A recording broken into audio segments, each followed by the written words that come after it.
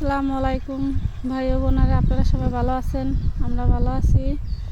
এই যে দেখুন, এই যে বিভিন্ন জায়গায় পাট গাছ বলে, কিন্তু আমাদের এই জায়গায় হলো কুষ্টা গাছ বলে। এই যে দেখুন, এই যে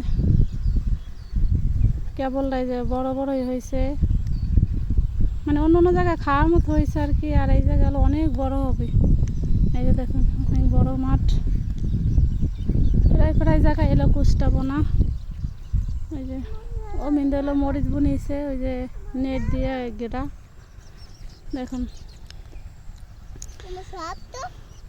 আপনাদের কেমন লাগে সবাই আমাকে কমেন্ট করে জানাবেন, বা ভিডিও ভালো লাগলে আমাদের লাইক করেন।